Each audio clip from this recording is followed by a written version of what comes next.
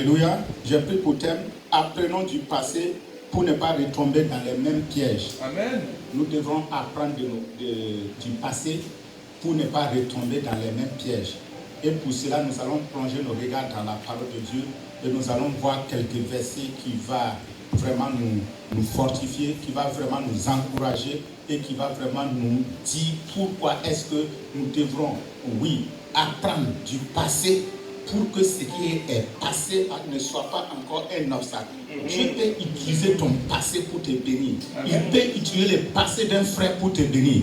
Et dans la parole de Dieu, Dieu a utilisé des hommes, des femmes par les passés pour nous bénir. Amen. Si nous passons à côté sans regarder vraiment qu'est-ce qui s'est passé, ça veut dire quoi? Les mêmes trucs où ils sont tombés, nous allons tomber là-bas. Amen. C'est pourquoi il est très important à un homme, à une femme, de ne pas cacher ses péchés face à ses enfants.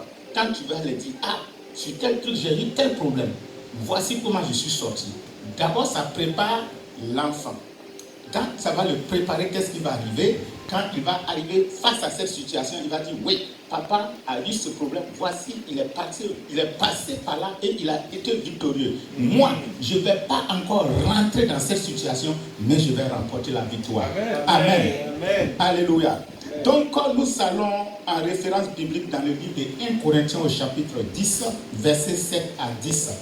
Donc, c'est l'apôtre Paul qui est en train de nous enseigner, c'est l'apôtre Paul qui est en train de nous montrer ce qui s'est passé avec les anciens hommes, le peuple de Dieu. Il est dit au verset 7, ne devenez point idolâtres, comme quelques-uns d'eux. Selon qu'il est écrit, le peuple s'assit pour manger et pour boire, puis ils se levèrent pour se divertir. Verset 8. Ne nous livrons point à l'impudicité, comme quelques-uns d'eux s'y livrèrent, de sorte qu'il en tomba 23 000 en un jour. Verset 9. Ne tentons pas le Seigneur, comme le tentaient quelques-uns d'eux qui périrent par les serpents. Verset 10. Ne murmurez point, comme murmurèrent quelques-uns d'eux qui périrent par l'exterminateur. Alléluia. Amen.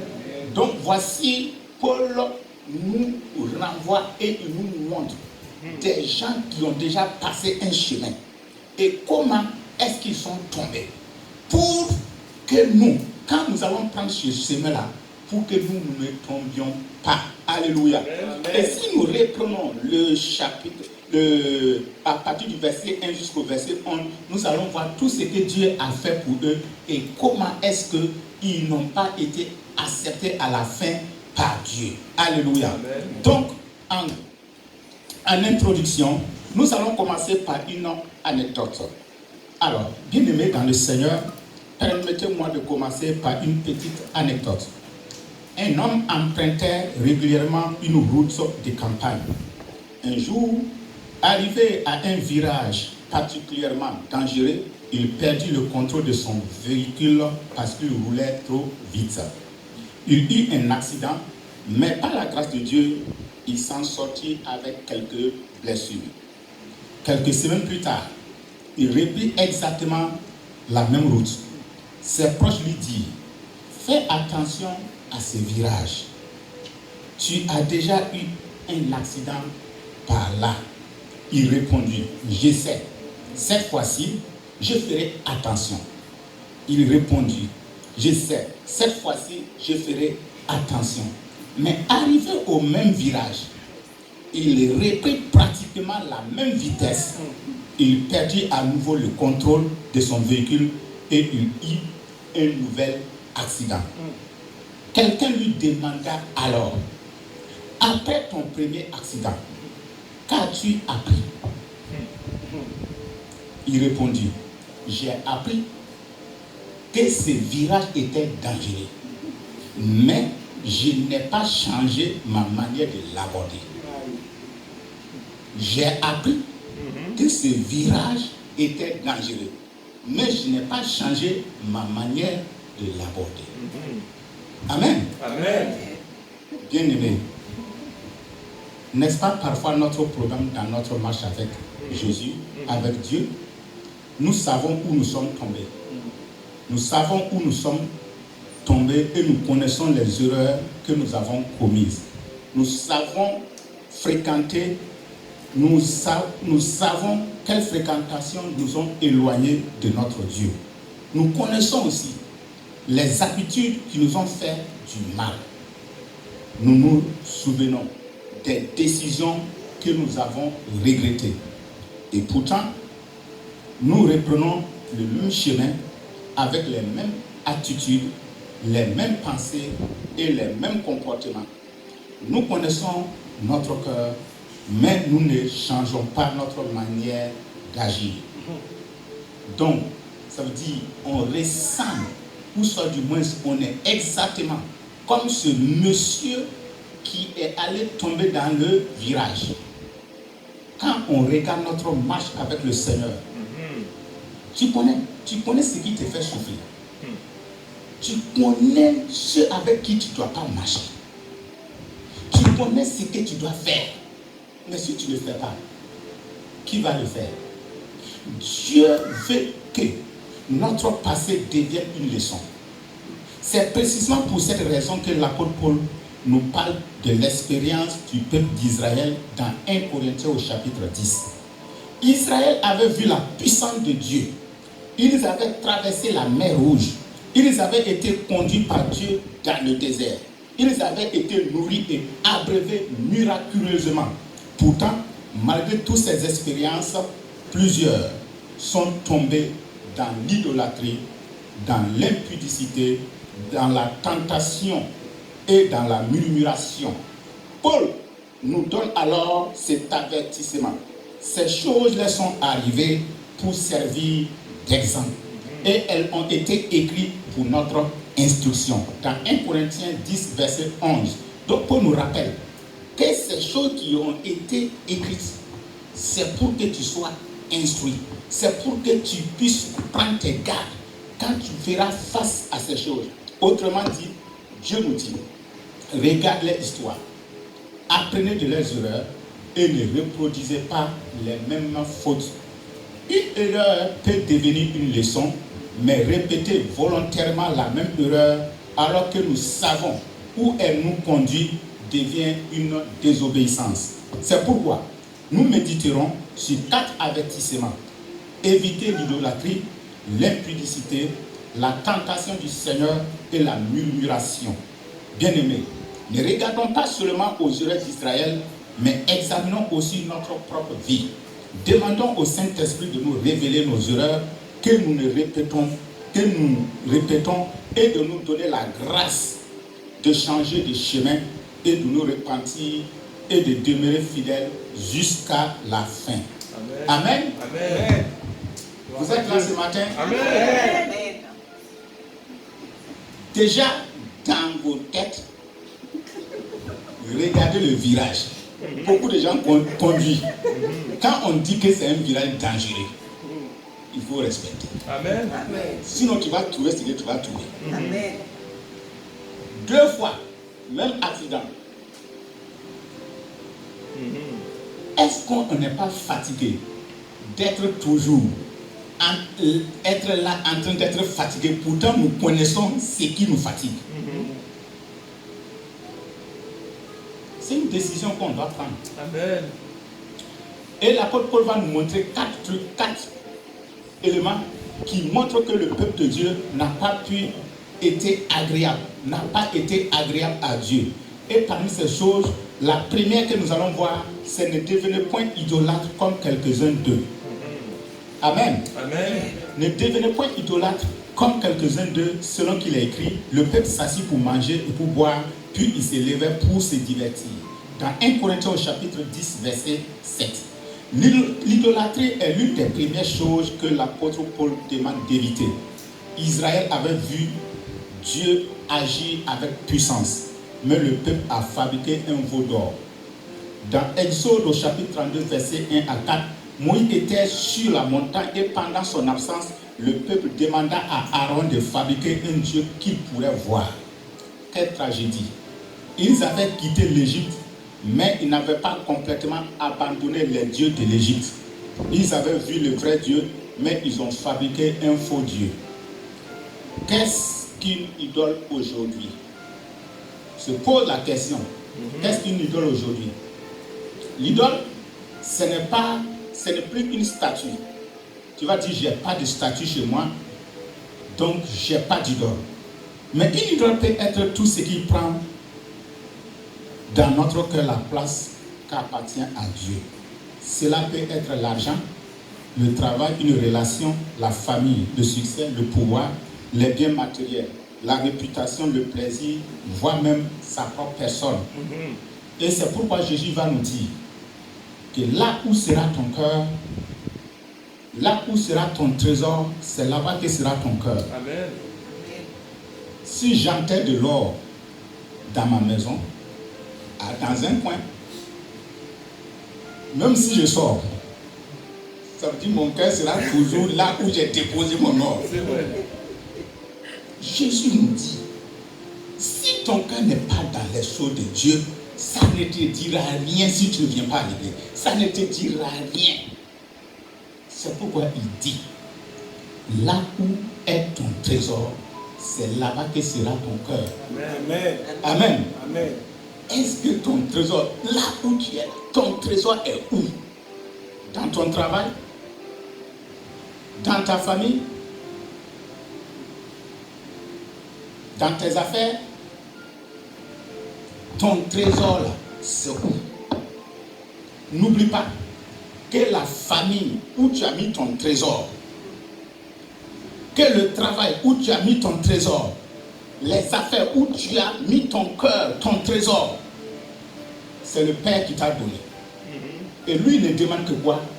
Il ne demande que ton cœur. Il demande qu'il soit ton trésor. Dès que Dieu est ton trésor, tu feras tout pour que Dieu soit glorifié. Alléluia. Donc la question n'est donc pas seulement est-ce que j'ai une idole, mais la question, qu'est-ce qui occupe la première place à moi? Quand je me réveille, je dis, qu'est-ce qui occupe la première place dans ma vie? Si nous sommes prêts à abandonner Dieu pour conserver quelque chose, cette chose est devenue trop importante pour nous. Jésus dit, tu aimeras le Seigneur ton Dieu de tout ton cœur, de toute ton âme et de toute ta pensée. Matthieu au chapitre 22, verset 37. L'application que nous pouvons faire ici, c'est quoi? Nous devrons régulièrement examiner notre cœur. Est-ce que Dieu est réellement ma priorité? Quand Dieu demande quelque chose, est-ce que j'obéis? Quand je dois choisir entre ma volonté et sa volonté, laquelle je choisis? Amen. Amen. Donc les questions te sont posées. Quand tu dois choisir entre ta volonté et la volonté de Dieu, tu choisis laquelle? Amen. Amen. Donc la déclaration que tu peux faire, Seigneur, arrache de mon cœur tout idole qui prend ta place. Que rien, ni personne ne soit plus important pour moi que toi. Alléluia. Donc que le Seigneur arrache de nos cœurs, que le Seigneur arrache de nos cœurs tout ce qui est idole. On a dit que les idoles, ce n'est pas une statue. Ça peut être parce que comme j'aime l'argent, l'argent est devenu mon idole. Ça peut être quoi? La télévision. Ça veut dire que là, devant la télévision du matin jusqu'au soir, ça devient une idole dans ta vie. Ça peut être ta famille, ça peut être tes enfants, ça peut être ton travail, tes affaires. Tout ça, quand ça prend la place plus que Dieu, ça devient quoi? Ça devient une idole. Amen. Amen. Nous allons passer au point 2. Grand 2, ne nous livrons pas à l'impudicité. Ne nous livrons point à l'impudicité comme quelques-uns d'eux s'y livrèrent, de sorte qu'il en tomba 23 000 en un seul jour. 1 Corinthiens au chapitre 10, verset 8. Paul nous donne ici un deuxième avertissement extrêmement sérieux. L'impudicité désigne les comportements sexuels contraires à la volonté de Dieu. Paul insiste. Pourquoi Paul insiste autant sur ce sujet? Parce que la sexualité est une réalité que Dieu a créée, mais qu'il a placée dans un cadre précis. Le monde dit, fais ce que tu veux de ton corps. Mais la Bible nous dit, notre corps est le temple du Saint-Esprit. Glorifiez-vous donc dans le corps, dans votre corps. 1 Corinthiens au chapitre 6, verset 19 à 20. Notre corps ne nous appartient pas totalement. Nous sommes appelés à honorer Dieu avec notre corps. Amen. Donc souvent nous avons oublié, nous pensons que notre corps nous appartient. C'est pourquoi on le livre à beaucoup de choses. Mais le jour que tu vas savoir que ton corps n'est pas à toi, tu vas commencer à honorer le Seigneur avec cela. C'est pourquoi je peux dire à ça que les gens ne prennent pas le verset qui dit que je suis le temple de Dieu. Je suis l'habitation du Saint-Esprit. Si tu sais que Dieu, le glorieux Dieu, le merveilleux Dieu, le créateur de toutes choses, habite en toi, vit en toi, il y a des choses que tu ne vas plus accepter faire. C'est parce que tu penses qu'il est loin là-bas. C'est parce que tu penses qu'il est loin que tu arrives à faire des choses. Alléluia. Amen. Si tu sais que le Dieu qui a tout créé est avec toi là, c'est pourquoi tu ne peux pas avoir peur de la maladie. Parce que si ton corps appartient à lui et qu'il veut que tu sois à son service, tu ne peux pas être à son service en étant malade. Donc tu dois rester tranquille. C'est toi qui as dit que mon corps c'est ton temple. Moi je veux marcher avec toi. Moi je veux te servir. C'est pourquoi ce corps malade, je sais que ça ne te glorifie pas. Donc, il faut t'occuper de tes affaires. Enlève cette maladie pour que moi je sois dans forme pour te louer. Amen. Amen. Quand tu dis comme ça à Dieu, il va agir. Amen. Pourquoi je dis ça? Quand tu vois le témoin de beaucoup d'hommes de Dieu, ce sont des gens qui étaient condamnés par des maladies qui ne pouvaient même pas vivre. Mais quand ils ont pris cette décision pour dire à Dieu, dès que tu me rétablis, je serai à ton service, nous avons vu le miracle. C'est passé avec Mungisho. C'est passé avec le pasteur, comment il s'appelle? J'ai oublié son nom. Donc, avec beaucoup de pasteurs, c'est passé. Et ils sont devenus des hommes de Dieu puissants. Quand ils étaient dans la maladie, la maladie les a tellement souffert que la médecine même les a condamnés. Mais quand ils ont fait cette alliance avec Dieu, alors ils ont vécu longtemps plus que ceux qui n'avaient même pas de maladie. Amen. Amen. Le danger commence souvent avant l'acte. Une personne ne tombe généralement pas dans le péché en une seconde. Il y a souvent une pensée, le pensée qui va amener un désir, le désir, amen, une occasion, une décision va te conduire à l'acte et l'acte va te conduire à une habitude. Alléluia. Amen. Et je suis content, le matin, lors de la prière d'Ézéchiel, mon frère a parlé de Judas. Judas, il dit son péché.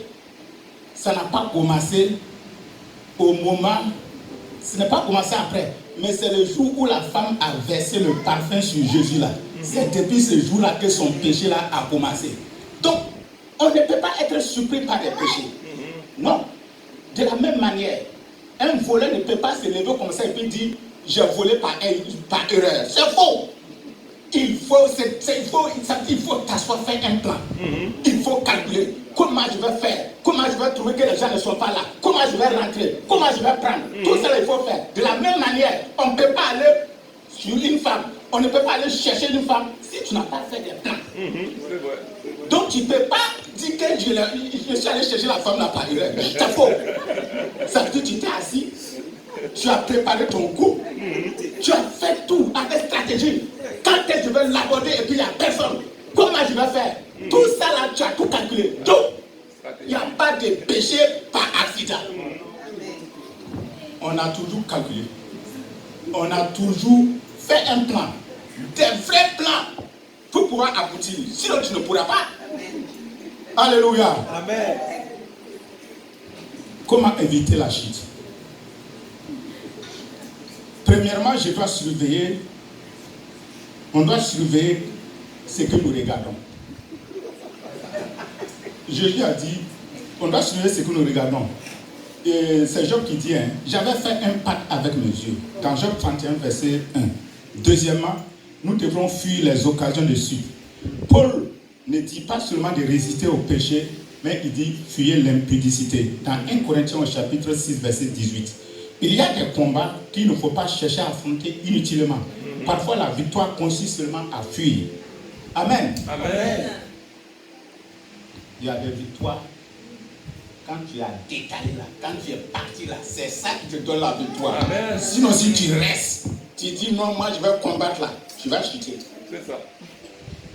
Vous connaissez de ce que je veux parler? Ah bon. Joseph a eu ses cas. Joseph était obligé de détaler, de fuir pour remporter la victoire. Si toi tu restes face à une femme qui est déshabillée, tu restes face à lui là, toi tu vas tomber. Donc pour éviter, pour remporter la victoire, tu dois fuir. Amen. Alléluia. Fuyons lorsqu'il faut fuir. Alléluia. Amen.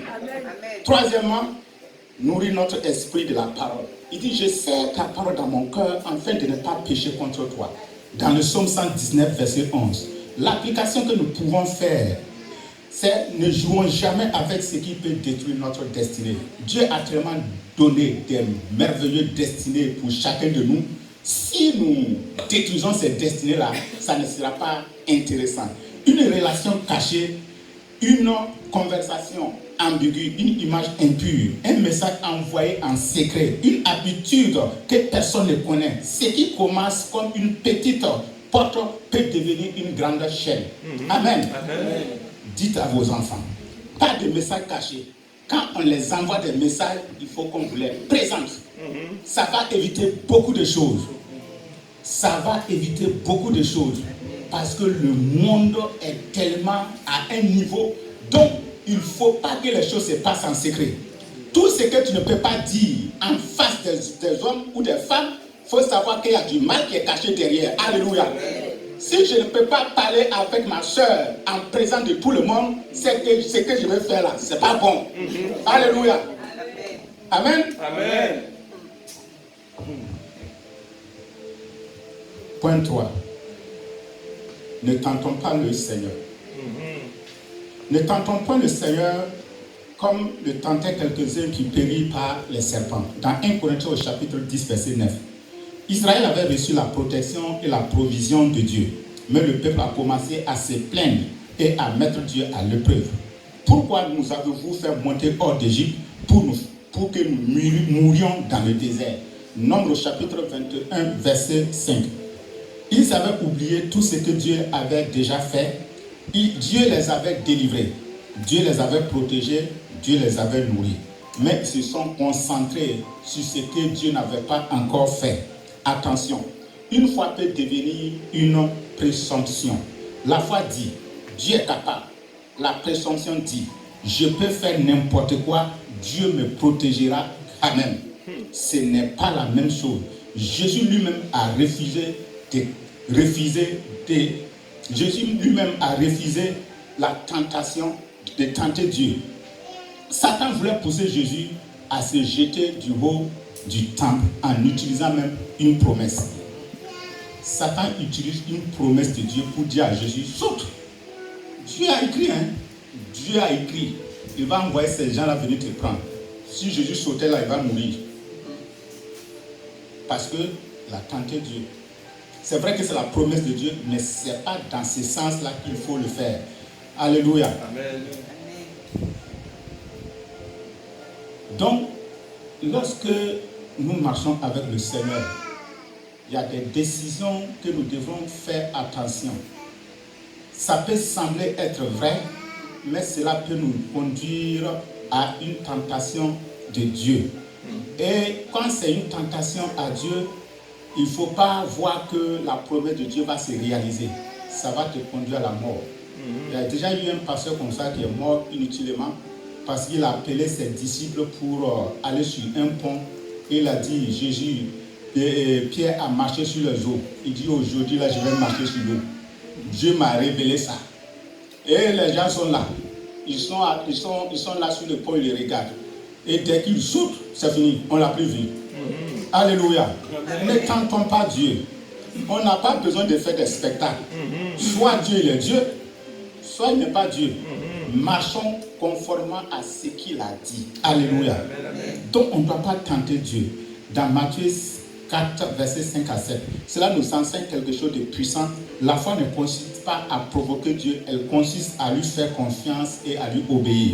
Comment tentons-nous Dieu aujourd'hui? Comment on tente Dieu aujourd'hui lorsque nous connaissons la volonté de Dieu, mais que nous décidons de faire volontairement autre chose? Tu connais la volonté de Dieu, mais tu décides de faire ce qui est contraire à ce que la parole de Dieu dit. Et tu te dis en toi-même, Dieu me comprendra. Parce qu'il sait que c'est pas facile, il va me comprendre. Alléluia. Lorsque nous prenons volontairement des risques inutiles en disant Dieu me protégera, Dieu ne te protégera pas. Tu vas mourir. Lorsque nous continuons le péché en disant je demanderai pardon après, surtout les jeunes. Il dit non, viens, on va aller ensemble. On va aller faire ce que vous connaissez là. Après, on va demander pardon à Dieu. Dieu ne va pas te pardonner. Parce que tu connais et tu allais faire. Il n'y a pas de pardon dans ça. Ce que tu connais et que tu as fait, il n'y a pas de pardon dans ça. Alléluia. Amen. Attention, la grâce de Dieu n'est pas une permission de pécher. Il dit ne vous y trompez pas. On ne se moque pas de Dieu. Ce qu'un homme aura semé, il va le récolter. Dans Galates 6, verset 7, l'application que nous faisons, ne testons pas les limites de la patience de Dieu. Obéissons lorsque Dieu parle. Lorsque Dieu nous dit d'arrêter, arrêtons. Lorsque Dieu nous dit de pardonner, pardonnons. Lorsque Dieu demande de quitter une mauvaise situation, quittons-la. Amen. Amen. La dernière, quatrième point, ne murmurons point. Ne murmurez point comme murmuraient quelques-uns d'eux qui périrent par l'exterminateur. 1 Corinthiens au chapitre 10, verset 10. Le quatrième danger est la murmuration. Murmurer, c'est se plaindre continuellement contre Dieu, contre les circonstances ou contre ce que Dieu a placé dans notre vie. Israël était constamment en train de dire, pourquoi nous avons assez, nous aurions mieux fait rester en Égypte. Dieu nous a fait sortir pour nous faire mourir. Pourtant, Dieu les avait miraculeusement délivrés. Le murmure nous fait oublier les miracles. Regardez le paradoxe. Ils avaient vu la mer Rouge s'ouvrir, mais ils se plaignaient de manque d'eau. Ils avaient vu Dieu les délivrer, mais ils avaient peur de mourir. Ils avaient reçu la manne, mais ils se plaignaient encore. Le murmure nous fait regarder ce qui manque au lieu de regarder à ce que Dieu a déjà fait. Amen. Le murmure est contagieux. Un cœur qui murmure finit souvent par influencer les autres. Une personne commence, ça ne va pas. Une deuxième répond, moi aussi, j'ai remarqué. Puis une troisième, Dieu ne fait plus rien. Et finalement, tout le monde se plaint. C'est pourquoi la Bible nous dit, faites toutes choses sans murmure ni hésitation. Amen. Afin que vous soyez irréprochables et purs, des enfants de Dieu irrépréhensibles. Dans Philippiens au chapitre 2, verset 14. Que devons-nous faire à la place du murmure? Lorsque je suis influencé par des pensées de... Lorsque je veux murmurer, qu'est-ce que je peux faire pour remplacer cette murmure? Si nous voyons, quand les pasteurs Noli sont venus, ils ont parlé de la louange, ils ont parlé de l'adoration. Maman était là récemment, dimanche dernier, lui aussi il a parlé de la reconnaissance. Donc, si tu ne veux pas murmurer, la solution est tout simple. Commence à louer le Seigneur pour ce qu'il a déjà fait dans ta vie. Amen. Ne cherche pas ce qui n'est pas encore arrivé. Commence à le louer, commence à le bénir pour tout ce qu'il a déjà fait. Si tu reconnais qu'un jour il a guéri ta tête, c'est pas mal de tête, c'est pas mal de cœur là qui ne peut pas guérir. Mais si tu ne reconnais pas le petit truc qu'il a fait, il ne faut pas t'attendre à ce qu'il vienne faire de grandes choses dans ta vie. Alléluia. Amen. Donc, la manière la plus simple pour ne pas murmurer, tu commences à bénir le Seigneur. Tu as eu à manger, rends grâce à Dieu. Parce qu'il y a des gens qui sont là, qui cherchent à manger, qui n'ont pas trouvé. Tu as un toit pour dormir, rends grâce à Dieu. Parce qu'il y a des gens qui dorment sous les ponts. Alléluia. Il y a tellement de choses pour bénir le Seigneur. Il y a tellement de choses pour glorifier le Seigneur. Passons notre temps à murmurer. Remplace la plainte par la reconnaissance. Rendez grâce en toutes choses, c'est à votre égard la volonté de Dieu. Voici ce que Paul dit. Dès que tu rends grâce à Dieu, tu es en train de faire la volonté de Dieu. Amen. Tu ne peux pas me dire que tu ne connais pas faire la volonté de Dieu. Simple. Rends grâce à Dieu. Rends grâce à Dieu pour ce qu'il a fait. Dans 1 Thessaloniciens 5, verset 18, remarquez, Paul ne dit pas rendez grâce pour toutes choses, mais rendez grâce en toutes choses. Même au milieu de l'épreuve, nous pouvons dire merci. Je ne comprends pas tout, mais je sais que tu es fidèle. Amen. Donc c'est pourquoi il dit rendez grâce en toutes choses. Même quand je passe par des épreuves que je ne comprends pas, mon Père est fidèle. Amen. Et lui saura quoi faire. L'application que nous faisons, lorsque vous êtes tenté de murmurer, rappelez-vous, Dieu a déjà gardé, Dieu m'a déjà gardé, Dieu m'a déjà délivré, Dieu m'a déjà ouvert des portes, Dieu ne m'a pas abandonné. Ce que Dieu n'a pas encore fait ne doit pas nous faire oublier ce que Dieu a déjà fait. Amen. Amen. Dès que tu changes les choses, tu oublies ce que Dieu a fait et toi tu veux ce que Dieu n'a pas encore fait. Ça veut dire que ça va t'amener directement dans les murmures. Amen. Amen. Que le Seigneur soit béni. Amen. Que la gloire lui revienne. Amen. Donc nous avons vu rapidement 4 points. Les 4 points que nous avons vus, nous avons commencé par l'idolâtrie. Ensuite, nous avons vu l'impudicité. Ensuite, nous avons vu ne pas tenter Dieu. Et ensuite, les murmures. C'est ces 4 choses-là qui ont empêché le peuple de Dieu d'arriver à la terre promise, d'arriver là où Dieu voulait les envoyer. C'est ces 4 choses-là qui ont empêché les destinées. Ne gâtons pas notre destinée que Dieu a mis en nous. Parce que Dieu a tellement préparé de bonnes choses. Ne nous laissons pas influencer pour ce qui est autour de nous.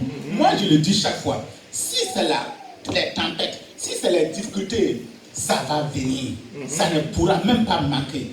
Mais il faut rester. Ce qu'il faut capter, il faut savoir que si un jour, Dieu m'a délivré d'une situation, il est encore capable de me délivrer d'autres situations. Amen. Donc nous ne devons pas, ce n'est pas le moment de baisser les bras. Alléluia. Amen. Donc c'est pourquoi j'ai commencé en disant que lorsque on veut apprendre les choses, les témoignages d'un frère peut déjà te préparer à une victoire. Amen.